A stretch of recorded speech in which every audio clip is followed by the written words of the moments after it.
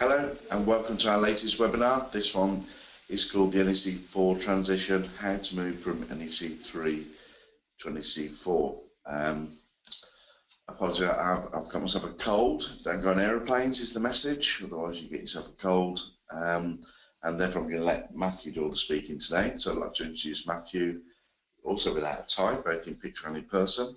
Matthew's a new contract board member, and what are you in Costain as a director? I'm a commercial manager, commercial director in Costain. The managing director, did you say? Oh, should be. There's a hint for a promotion. So that's Matthew. Matthew has been heavily involved in the production of NEC4, so knows it inside out, back to front. And I'm Rob Gerrard, the NEC Users Group Secretary and one of the NEC4 drafters. So the theme really of this webinar is how we think about the transition to NEC4, why you should move to NEC4. There are new contracts, there are new features.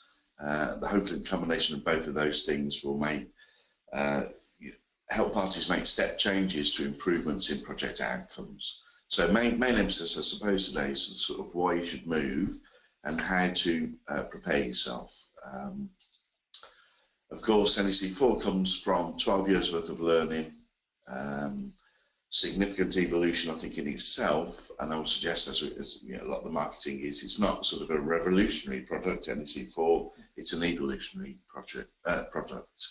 The theme, of course, in NEC4 was improvement through collaboration. So, as we'll keep reminding ourselves today, what does this mean in terms of transition? Corporately, personally, how do I know what the differences are? How do I learn them? How do I put this into effect? So the webinar itself, as hopefully most of you have done these before, please do ask questions as when you've got them. We will go through as many as we can during the session, and also right at the end we've got sort of 5 or 10 minutes to squeeze as many as we can in. Those that we don't answer today, we will do a round robin sort of summary of the questions and answers that we didn't get through. So, Matthew, over to you really. So what we're going to look at in the agenda are 4 things. So this is me too, I suppose, isn't it? Changes to key processes. So what changes are there that need some consideration in terms of transition? What about contract administration software? That number of software suppliers out there. What lies ahead for NEC4 in the transition? I suppose one of the biggest changes in most of the contracts are aspects dealing with defined cost and final assessment, if you like, final account. Probably a fair session to get through in itself. And how do we ultimately achieve a full understanding, both personally and corporately? So they're the 4 things we're going to try and get across in the next hour. So oops. Not quite a poll yet. So over to you, Matthew. So changes to key processes. There's 5 different things to think about. Yeah, what we wanted to do here was look at the key processes that users operate on a day-to-day process and are used to operating on NEC3.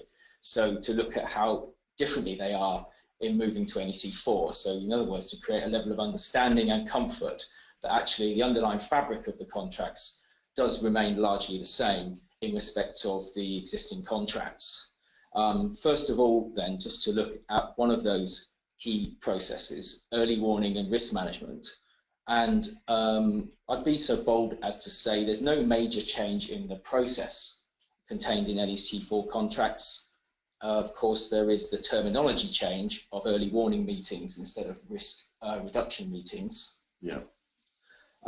There are some other more prescriptive, slightly more prescriptive procedures, but overall the process of early warning and risk management remains. Okay, so we've got early warning logs, or is it register, early warning register, and early warning meetings. There is though now a prescriptive minimum interval period between which you have these early warning meetings, aren't there? That's one change, but in the scheme of things it's probably mimics what most people will be doing anyway on their proactive projects. Exactly.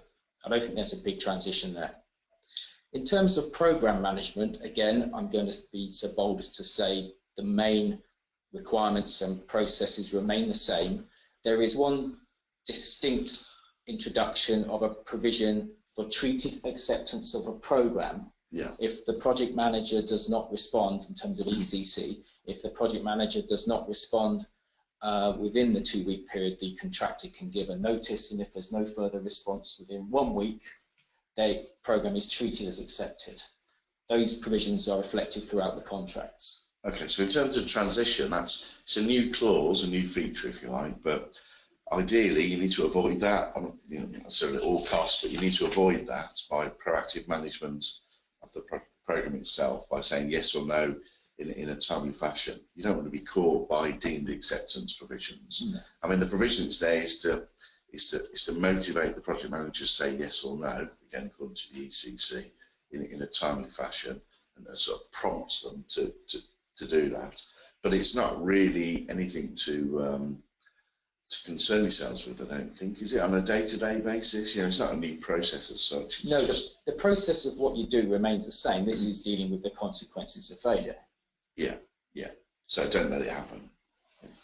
So we then look at the key processes of payment. Now, there are some key changes here in the NEC4 contracts. First of all, I'd like to highlight that the contracts now require an application for payment, generally, whereas before it was silent on that. But does that really constitute a change to how most users operate? I doubt. So in practice, yeah, I can see that. In practice, it's the same.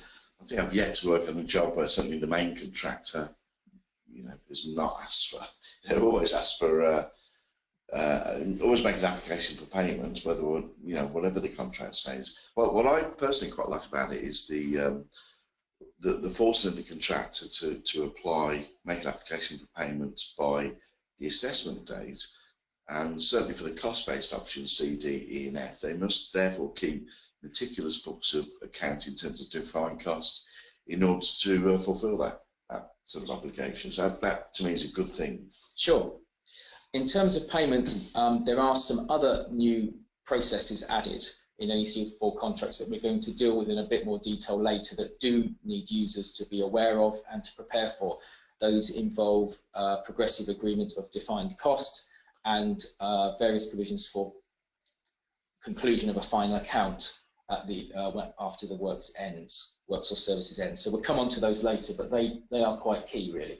Okay, just to knock you off your stride if I might, Matthew. For the Dean's programme approach, first question in, do you not see a risk in practice if the programme is not reflective of reality? The only risk is if the project manager completely ignores both the programme submission and then the further notice of failure. Yeah, but the question is, so I would imagine behind the question is there's a nonsense programme, something which is not reflective of reality that inadvertently gets deemed accepted. I would suggest that possibly is a problem there. So don't let it happen. You know, if the programme is so bad as to warrant the project manager to say no, I do not accept it, then say so in a timely fashion. Yeah, like most things. I would say this provision will solve more problems than it creates. Yeah, yeah. The next process that is used routinely in contracts is the process for testing, inspection and defects. And again, I'm going to say that the processes in NEC4 remain largely the same. It does now fall under a new section head of quality management, but in itself, the processes of testing, inspection and defects remain largely unchanged in NEC4 contracts. The fifth key process that we're used to operating in NEC3 is compensation events. And first to say that the list of compensation events remains largely unchanged between NEC3 and NEC4, so there is no dramatic shift in risk allocation between clients, contractors or suppliers. There are two new compensation events added.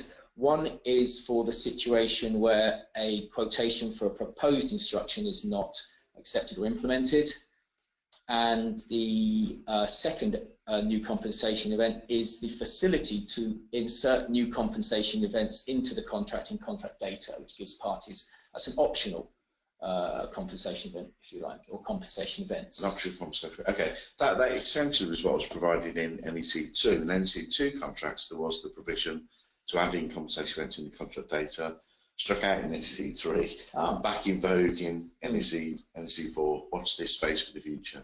So the other thing to be aware of in the compensation event provisions is that new provisions have been introduced that deal better with how value engineering changes proposed by the contractor, let's say for ECC, are shared, and that is more prescriptive in options A and B with the introduction of a pre-agreed value engineering share percentage. Okay, and hopefully, you know, is there anything new to learn there really? Not really. I mean, the art of negotiation, I mean, it's assessed as a compensation event. You need, of course, to take care with all such things. I mean, my best advice here, I think, with proposals from the contractor, I think about the long-term effects of the change of the scope that was asked for by the clients, because, of course, you carefully consider it in the first place, and the contractor might say, here's a proposal to change that. Why don't you have one instead of two, or two instead of one, or do something slightly different? Don't just jump at the saving and say, wow, that's a lot of money you saved, thank you, because it could have horrific long-term operating cost implications. So, like anything, carefully consider the alternative proposal, if you like. But that's just a technical thing that we do, isn't it? There's nothing essentially that the contract is bringing to the table here. Now, I think the key message here is there's nothing to be afraid of. Many of these key fundamental processes that are contained in NEC contracts, they do largely remain the same. Okay, if I might just interject, there's a couple of questions. So how is the value engineering share different from the contractor's design change? The share is different. The value engineering concept is different because you're changing the scope provided by the client.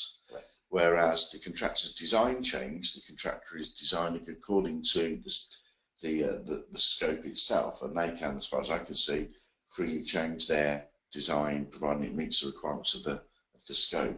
Sure. So you can change the design 2 or 3 times if you so wish to, provided it meets the requirements of the scope, but you cannot just change the scope provided by the client. Correct. And another question, where's the share for the VE saving found? That's in the contract data. That's only applicable for options A and B. Essentially, through the contract share provisions in options C and D, the parties should share in the gain that arises. Because the prices aren't adjusted. Because the prices are not adjusted, correct. One more question, rattling through questions as well today, it's quite impressive, isn't it? Can you provide an explanation of the circumstances in which compensation event 60.120 would be required, which is a proposed instruction? You don't need to reach for your book, it's already there, it's imprinted. That is where the proposed instruction does not happen. You say, thanks very much indeed, far too much money. No, there must be a change in defined cost for there to be, for that compensation event to have any merit. Yeah. Okay, right, so onwards. We've got a question for the audience, haven't we? A poll. Do you think the possible deemed acceptance of programs will help the industry have more regular accepted programs in place? So 84% yes, 16 no, something like that. Oh, only 50%, 6% have voted. Well, they're still going up. Anyway, 57%, 83 yes, 17 no. So that's good, isn't it? So fingers crossed. What do we have to hear? We don't want anybody to suffer or catch a cold or anything like that. We want good management, good outcomes. We want people to spend more time with each other accepting programs, have high quality, up-to-date, realistic programs. Okay, so I must thank you for that quick poll. What am I doing? So the next thing is about contract management software. What's your thoughts on this then?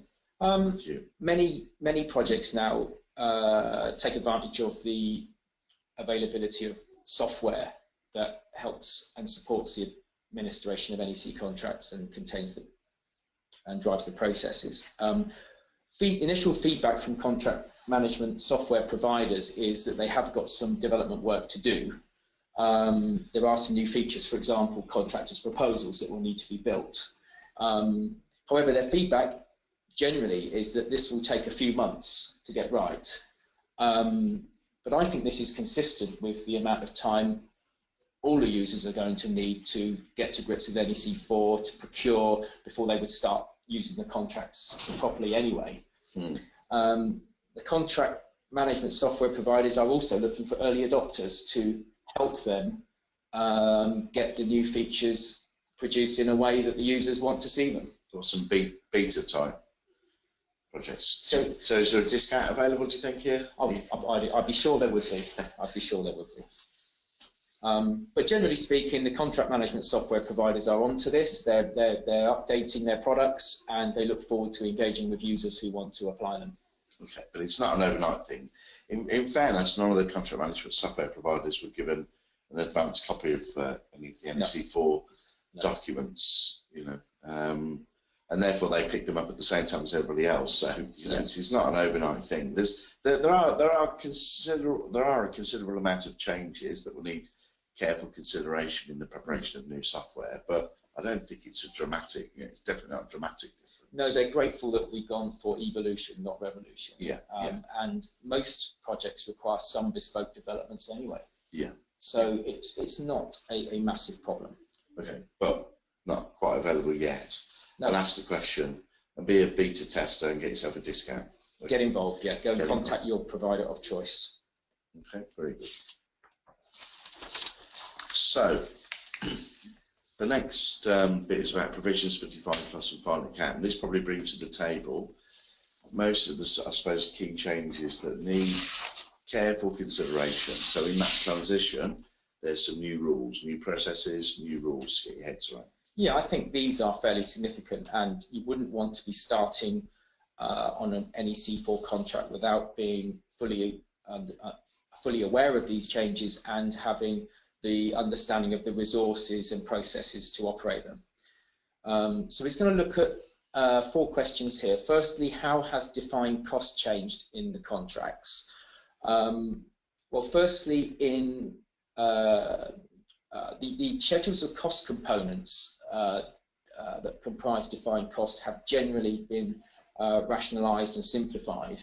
There's only one schedule of cost components applies to each main option. That's in the ECC contract. That's in the ECC. And the ECS, of course, the subcontract. Sure. The schedules of cost components also now appear in the service contracts as well for consistency across the suite. Okay, so across the suite, there for the main contract certainly, there is a consistent approach of using short schedule of cost components. But of course, one's buying professional services, one's buying term service, one's buying construction work, so they must all have their own quirks and differences, but it's a consistent approach to determine defined cost with an appropriate set of rules depending on the thing that you're buying.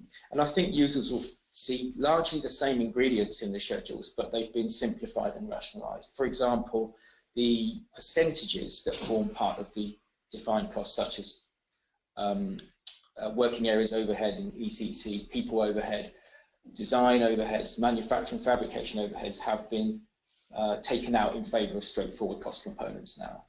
So those things, so thinking about working areas overhead and thinking about the transition and from the user's perspective, the things that we used to argue about, harass fencing around sites and all that sort of stuff is redistributed into the schedule of cost components. So in my little head, cost is more like cost than it was before, because last time, as a contractor, you'd have to note the fact that you have spent money on something, for example, harass fencing. I shouldn't say those words, should I? But fencing, let's say temporary fencing around the site. How does that work? And then somehow flag it to say it is cost that I have spent, but I recover it through one of the other percentages. So now it's just straightforward defined cost. Absolutely. In fact, it's for most users, this is a much more straightforward process. So it's more straightforward. So life is easier. Hopefully, there's less flagging of cost that is covered by some other percentage, which should help, of course, with accounting, company accounting law, I suppose, in each country, shouldn't it? So cost is more like cost. So capturing, recording, accounting, auditing should be that bit easier. Yeah, we can more or less present our costs as they are captured now. We don't have to convert them some into a percentage, take some out because they're covered by the percentage. It's much more straightforward. Which leads to argument, or which led to arguments, disagreements, and problem areas. So okay, and I agree. I like the taking out the percentage, but it does have a knock-on effect. That's another story for another another day, but this is about the transition. So as far as people are concerned, it's slightly different rules, but the rules are that bit easier than they were before. Yes. A couple of other things to mention. There's now one fee percentage applied to defined cost in the NEC contract for contracts instead of two, i.e. the direct fee and the subcontracted fee. There's just one. Again, that's more straightforward. I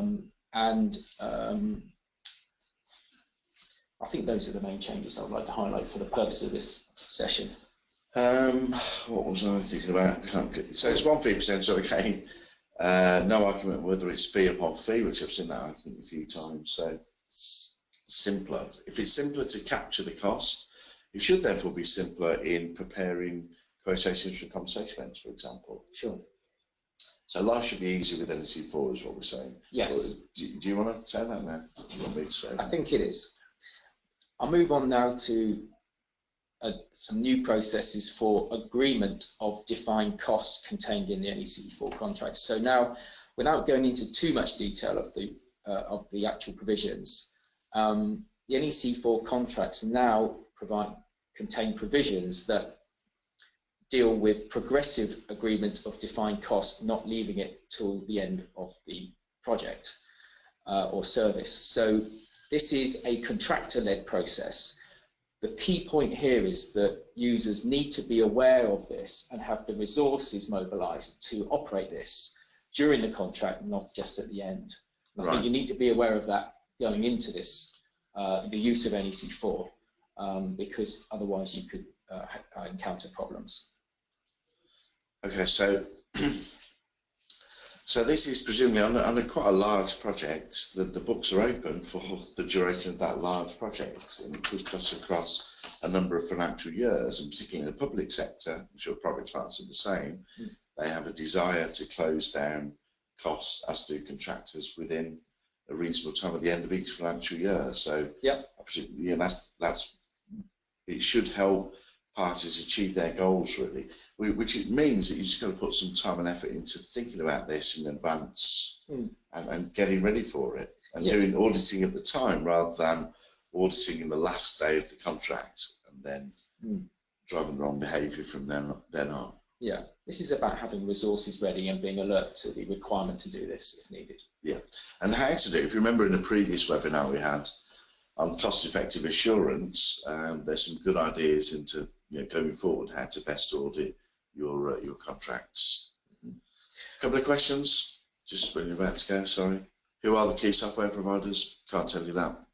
Now switch to Chrome. Good. Are people overheads also deleted? Yes. So, but in fact, the short schedule and the schedule of cost components have the same components from memory. The cost components and the headings are the same, just some of the provisions are slightly different. So interestingly, in the short schedule, subcontractors can now be pushed through their cost in the subcontractor's amount, including the subcontractor's overheads and profit, of course, providing their open market rates and prices. So that's a good thing. So we don't have to untangle subcontract costs in options A and B, which is a good thing. More straightforward again. Far more straightforward. And that's what I detect people wanted to do anyway. So furthermore, in option A and B in the short schedule, you pre-price people rather than have to try and determine what their costs are. So some of these are easier perhaps than we had before. So are people overheads also deleted? Yes. Will insurance costs be in fee or in defined cost? Wait for it. It's in fee. Yes, no major change to what's in these schedules of cost components. Is there a percentage insert for profit? Yes, fee. Into your fee, stick all the things that you cannot recover in defined cost. So study the contract, understand what you can recover as defined cost. Anything it does not cover is deemed to be included in the fee. So you need to allow sufficient monies for insurance premiums, overheads, profit, finance charges, etc. in your fee. Okay. So the next thing I want to highlight here are the new procedures for what they call final assessment or final account once works or services have been completed. Now these differ slightly in each of the contracts, but the general procedure, if I give ECC as an example, is that 4 weeks after the issue of the defect certificate, the project manager issues an assessment of the final amount due, and if he does not, the contractor can issue his assessment, or its assessment. It's a thank you. And better than Richard Patson, you've noticed that already, Richard. And so this is, and there is an abrupt conclusion to this, because these assessments become conclusive unless the other party refers it to or either party refers it to dispute resolution within 4 weeks of the assessment being issued. So I think this is important, that the users are aware of these provisions coming into play well in advance of them actually happening. You don't really want to be getting no shock. You don't want to, this is quite an abrupt conclusion to the decision of the final amount due, and you really want to have looked ahead to this point without arriving at this point with lots of unresolved issues. Of course, if you've operated the contract properly throughout, there should be nothing left to resolve, but I think it's something for the parties to be aware of before they go into using these contracts. So that's the best advice we can give, really, of course, is manage the contract in real time, keep on top of every process and every provision, and just be aware that looming around the corner is a requirement upon, in the ECC, the project manager to deliver a final assessment within 4 weeks of the defect date. Which, again, in my little head, that was sort of happening anyway in the final certificate that the project manager prepared, but it has a little bit more teeth, this one. Yeah. So that's the point, isn't it? And what we're saying is there is conclusive evidence unless one of the parties takes issue, by a certain time. So taking this from a contractor's viewpoint, if we get to the point where the project manager issues their assessment, the contractor has 4 weeks either to agree it or to refer it to dispute resolution. Now, you've got to be ready to refer to dispute resolution. If you're in a mess, this could be a rather bad situation. Do you have to actually refer it, or just give a notice that you're not happy with it? Refer to dispute resolution. Okay. But it can be the process initially referring to senior representatives. But again, if that doesn't resolve it, you have to again refer to the next formal. If using W1 or 2, not W3. It depends which dispute resolution option you've got, which procedures they are, but the position is it has to be referred and resolved. So on that question, just in 4 weeks is tight for parties to review what the other side submits as the final account. Is there a risk of disputes being raised to avoid a time bar? So for the heck of it, I suppose, just saying no, just to put a temporary block in to buy yourself a bit more time. I think this is industry raising the bar, making sure you don't get to that point, which is probably a year after you've completed completion of the works, to the point where you're still not got lots of things unresolved. I'm not convinced this is any different to the 3rd edition provisions, really, because I noticed another question says, can the 4-week period for final assessment be extended? Well, under clause 12.3, 2 parties to a contract can agree to change or any provision anyway. So in the clause itself, it doesn't say unless otherwise agreed by the parties, but under clause 12.3, they could agree at the time to change it. But then if you go back to NEC3, let's say ECC, what did that say? Was it 8 weeks or 4 weeks? I can't remember. I've got one to hand.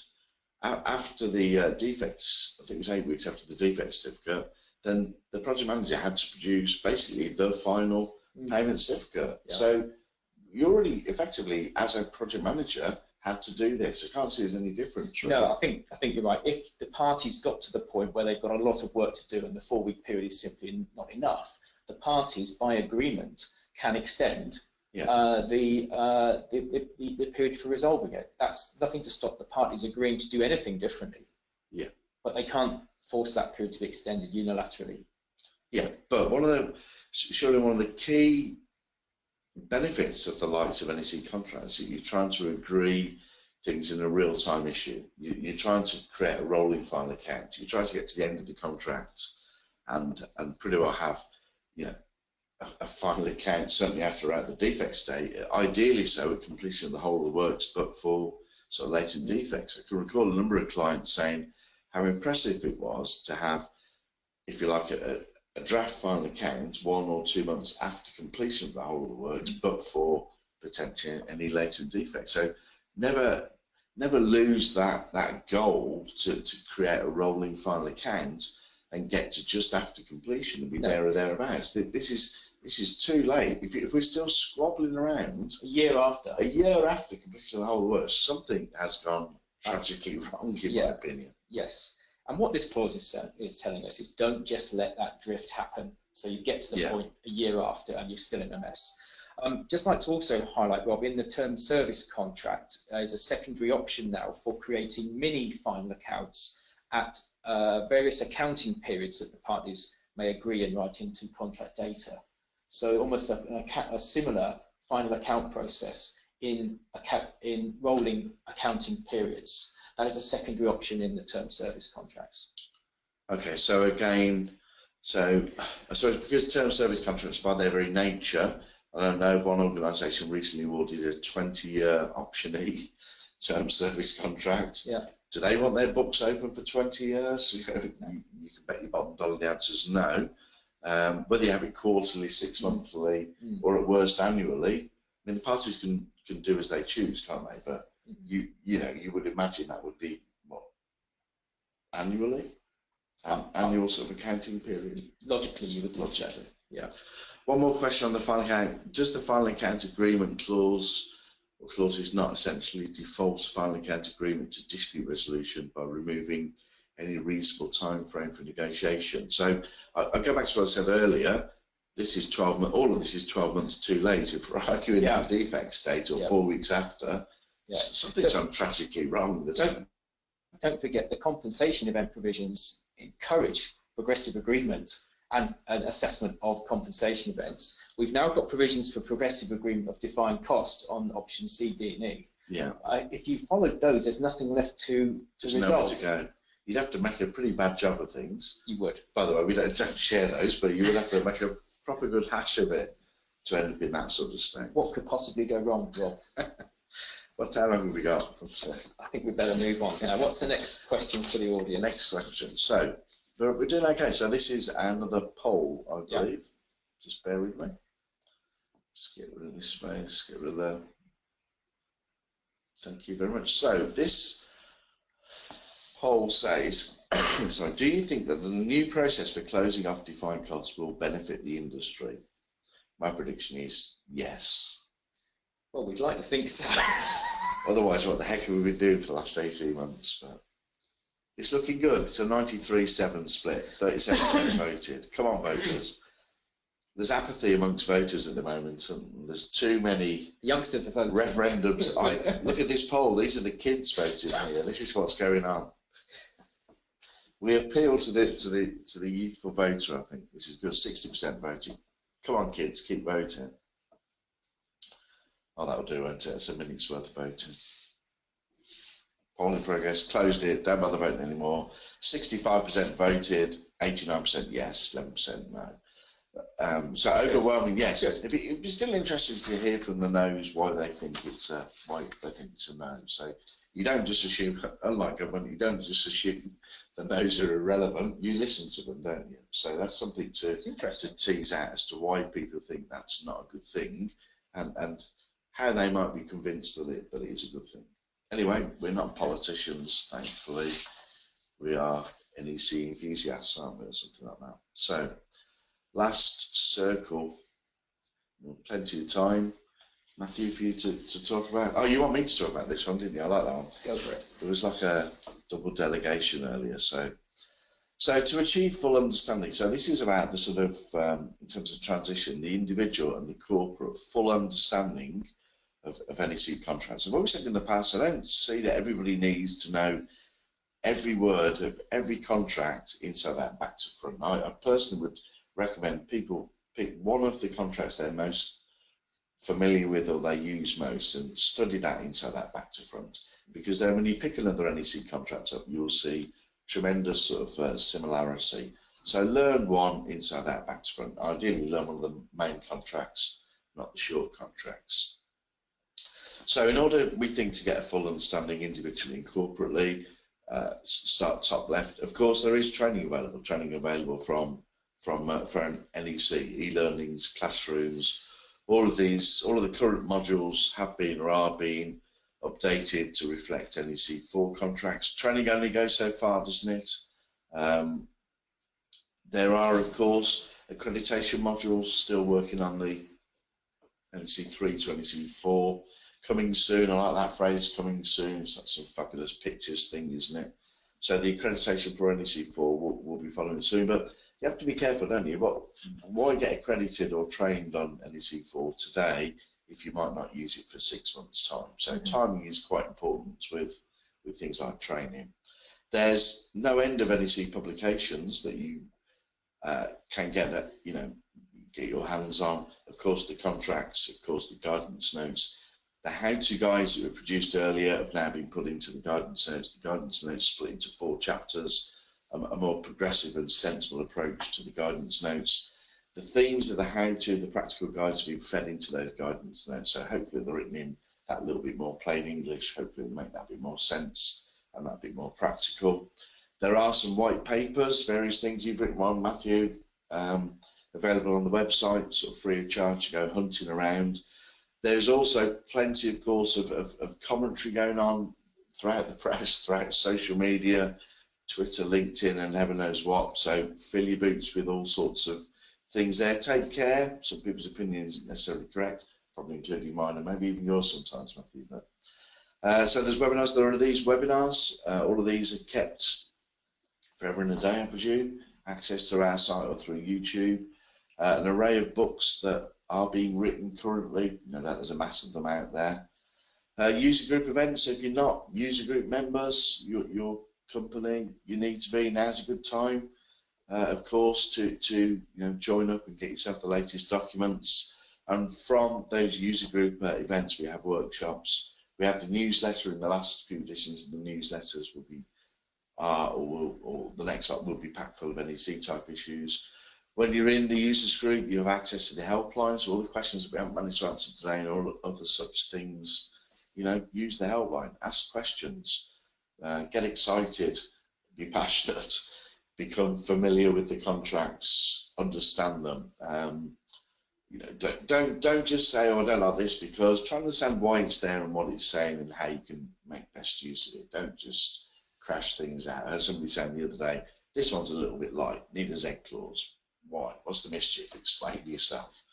So they're those things. Matthew, you want to say something about self-learning? Yeah, for me, self-learning is the most important and the most effective, actually. My own view is that there's no substitute for reading through the contract yourself, getting to grips with the changes item by item. For me, this would be the best way of fully understanding the changes and the new features contained in the NEC4 contracts. And I take your point, Rob. I would start to work with the contracts that I am actually going to be using or have been using. So you can do this self-learning either individually or within a team. It presents a really good learning and development opportunity for people generally. As an example of how to do this, which I've done before in a sort of team environment, you could set each team member the task of reviewing one section of the contract and to present back to the team the changes between NEC3 and NEC4. And this presents the opportunity to discuss as a team what the changes are and the new features. And what it means to them. And what it means for them. What will be the implications on their business operation and the opportunities for maximising the improvements they could get from using the new features. So collective sort of analysis, studying, learning, and agreement going forward as when they use NEC4 as to what that means to them, what they might do differently. Maybe they do things differently to NEC3 as a result of their understanding of NEC4. Maybe, just maybe, people got things wrong in NEC3 that they've still got time to correct. So it's fairly easy to do the comparison. The contracts, the structure of the contracts, the layout, the language is all similar. So it's very easy to do a comparison, and it's the best way of getting to understand the contracts fully, in my view. Okay, so you promote. I mean, I quite like the bite-sized learning. So lunchtime, get some sandwiches and crisps in, etc., and kick things around. Take it in turns each week. You look at this clause. You look at this section. What's the difference? What does it mean? How can we make the best of these clauses? That's a really good idea. And of course, do that in a collaborative way. That's not just the contractors guys or the project managers guys. Do it together. Even better. A number of different ways you can do this. Okay, so time is good. How are we getting on? 22. So I think it's question time, isn't it? Questions and answers. seen some interesting ones coming in. Yeah, something like that. There's you, and there's me. Matthew with his glasses on. Do you have to sit forward as well, Matthew, to see? You need glasses and to sit forward. You've got problems, haven't you? Yeah, yeah. Real problems. So, contracts. Bottom upwards, or there's some of them. How will you support international distribution and information dissemination for NEC4, especially in South Africa? Okay, I was there 6 weeks ago meeting the guys to hopefully kickstart the NEC users group. So I went to Cape Town and was on a forum in Johannesburg.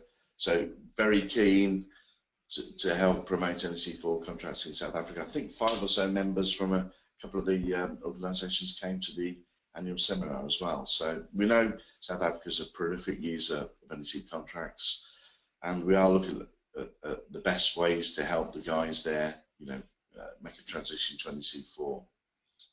Can you give any comments on court cases based on NEC3 which raised issues that are now resolved? Matthew? Well, I've had a look at going back a couple of years. There were very few court cases involving NEC, but when the ones that weren't really involving misunderstanding or difficulties with the NEC provisions themselves. They were things like there was a problem referring a contract to arbitration, problems where parties had created some sort of final account agreement that didn't work.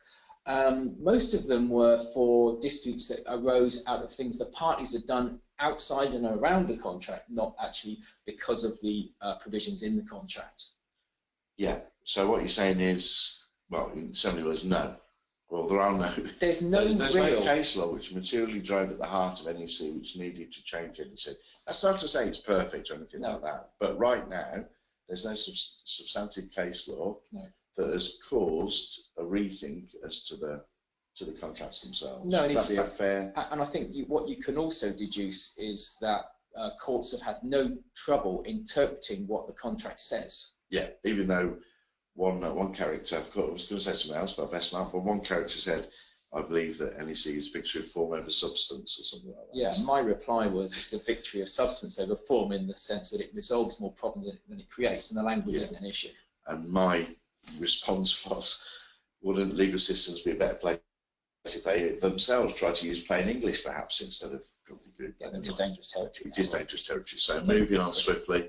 First time I've looked at the NEC4, very good. Have you published a list of the clauses affected by the changes? I'll tell you about that in a minute. Yes is the answer.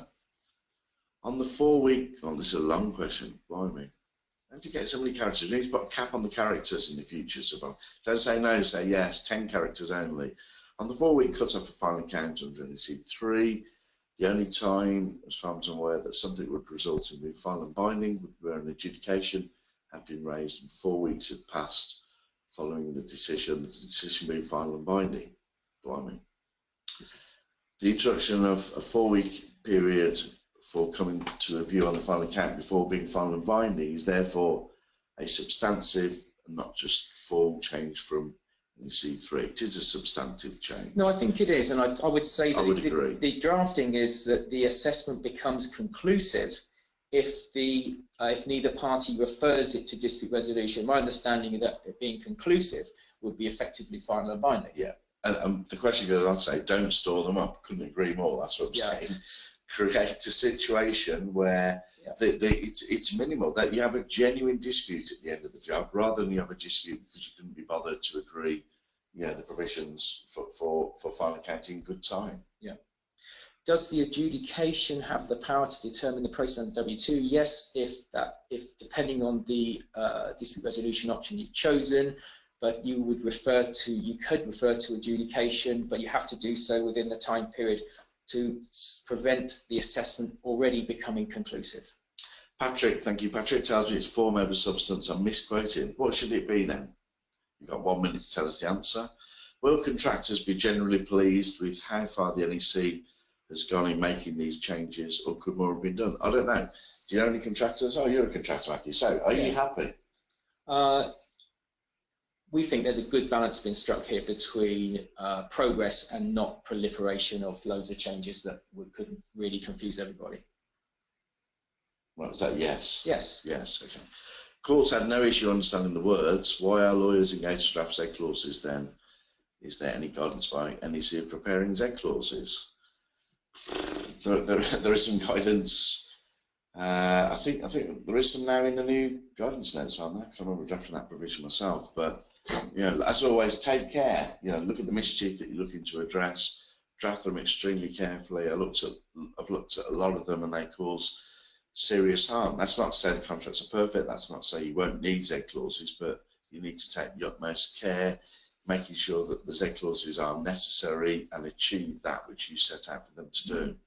Do you foresee any problems using NEC4 in supply chain under an NEC3 main contract?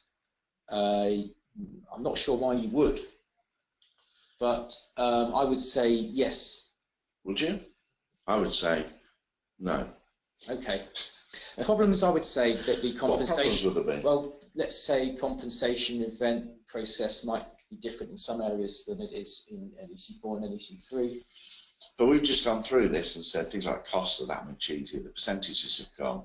Okay, there's a few subtle differences. There's quirky new provisions like a final assessment, which I think mimics that, which was happening anyway. Applications for payment, which is happening anyway. None of these changes are designed to catch the parties out, so there's no traps here or anything like that. So that's not the intention. So we want high quality contract management.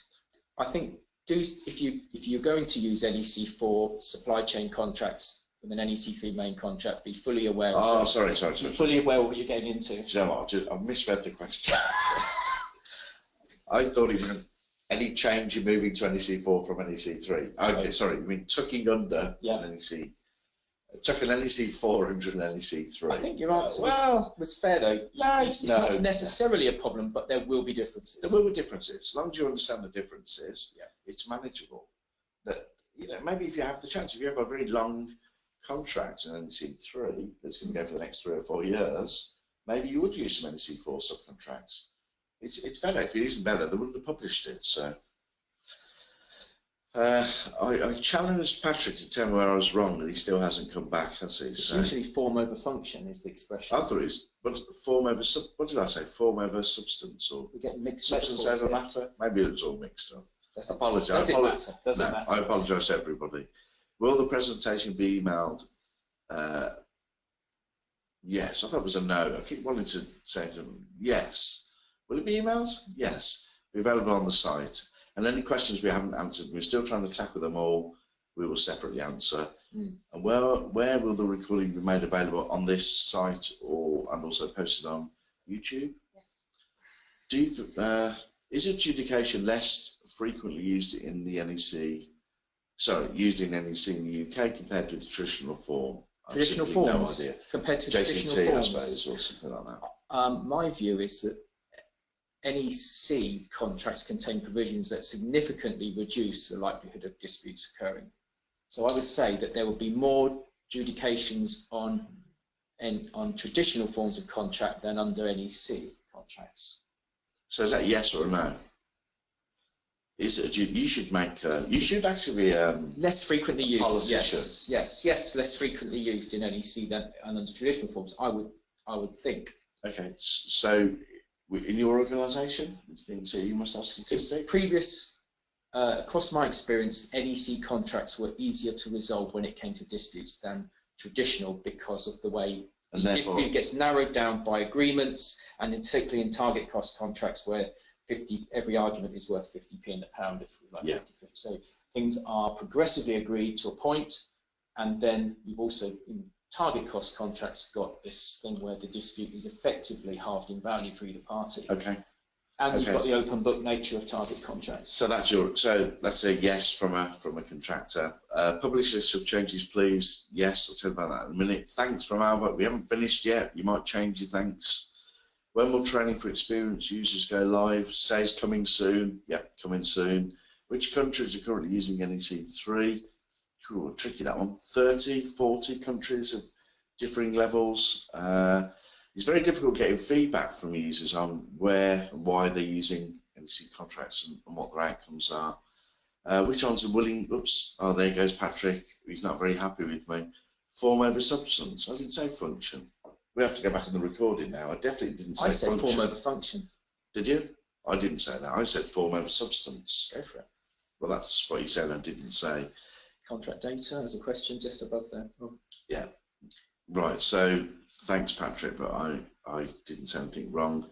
Have there been any modifications to the contract data? Yes. So the contract data is far better. It's the if statements have been reallocated to their appropriate sectional contracts sort of heading. So anything to do with time is now put in the part 3 of the contract data, even if it's an if clause. Also, it's been retyped such that you get nicer boxes to put the various data in. It's much tidier, much more user-friendly. It's been produced for use with computer-aided production. Yeah, much better. So how long have we got? So we've got time, so we've got questions coming in. Are there some documents that identify the changes from NEC3 to 4? Right, I'll answer that in a minute. Sorry, missed the first few minutes, no problem. Why no payment to the contractor with no application? What's the thought behind this? Well, it's up for, this is totally in the contractor's gift to, personally, from the governance side of most organisations, it's really important to have a bona fide application, physical application to pay against. Otherwise, you are asking for payments to be processed against thin air. Yeah. It's quite difficult from a governance and fraud prevention point of view in most organisations to have a physical bona fide voucher to pay against. Yeah. Yeah. Just ask for the right money. Just do it. Just follow the contract. Yeah. Or else you'll get no money. Hong Kong is hot with NEC3. Yes, it is. Any harm using the new CD with a sense check under an NEC3 contract? Ooh, take great care here. You need more than a sense check. I wouldn't do that personally. If I'm honest, I don't think what we've produced in terms of a usable contract data, it's not that user friendly in itself, but I wouldn't use the new, more user friendly one and adapt that. Will this webinar be uploaded anyway? Yes, we've done that. Are the new NEC4 contract data schedules available for the public to use? Yes, I checked this with NEC, and they are available online for all user group members, free of charge to download. And for digital projects? Yes. So user group members, more reasons to join the users group. Can you now recover the cost of preparing Cs under option A and actually and B? Well, yes is the answer if defined cost is affected. That's the answer. The answer is yes. The answer is yes if defined cost is affected. If you've got a guy on the site, look at me, Matthew, don't look away. It's like being with a child, isn't it? You're on site for 52 weeks, still on site for 52 weeks. There's no more cost, no overtime, no weekend working, no additional resource. Defined cost is not affected.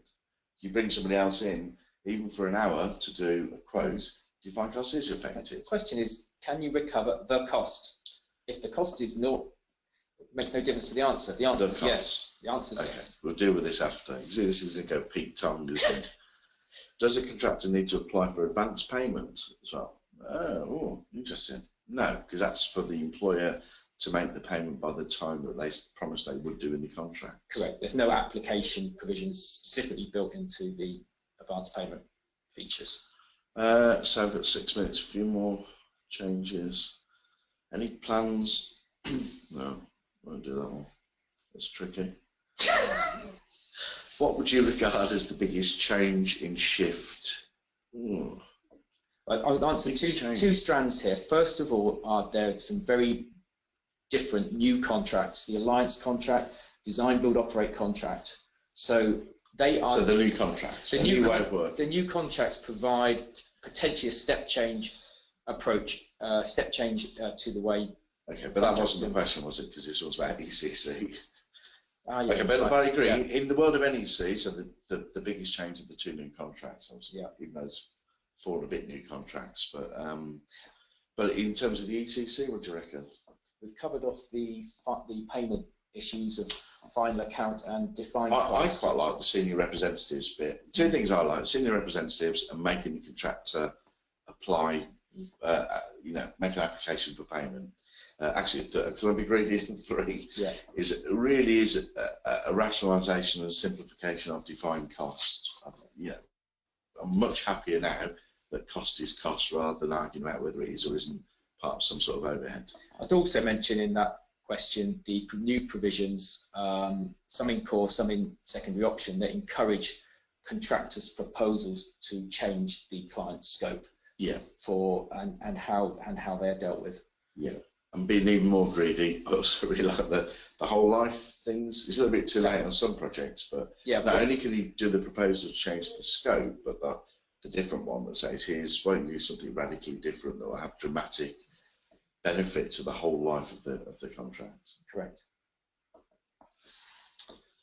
So I'm now being told to wrap it up. Where are we? Any questions we didn't answer, we will collect up and attach to an email and or this video, getting a nod. So some people have been asking for comparisons. So what is the actual difference? Like, what do you call it, a red line or something like that? Give us the red line difference between ECC 3 and 4. Well, I'm aware of this truly magnificent book which is coming out soon. Who's written this? I don't know, but apparently it's brilliant. I've seen the write-up's bestseller. I couldn't put it down, you know. Kept reading until it was over, and it's called NEC3 and 4 Compared, which really focuses on the ECC 3 and 4, and on the left-hand side it's got the ECC 3, right-hand side it's got the ECC 4, and it actually highlights the difference with a bit of commentary. Will it be published in time for the Christmas rush? I tell you what, and you know, if you're looking for early Christmas presents, this is the one. Make sure you pre-order now and put this in your stocking for Christmas. You know, there's a webinar coming up on the design, build, operate contract on NEC4, the whole life delivery solution, delivered by me, yourself, and Ross. Ross. Yeah, thank you. Okay, thanks for that. Something hysterical happened, but ignore that. Yeah, so that's the next webinar. That is the 20th of September, 1 o'clock, British summertime. Contracts, NEC4 contracts now available for purchase. So you can get obviously the paper, you can get ePrints, eView, eCorporate.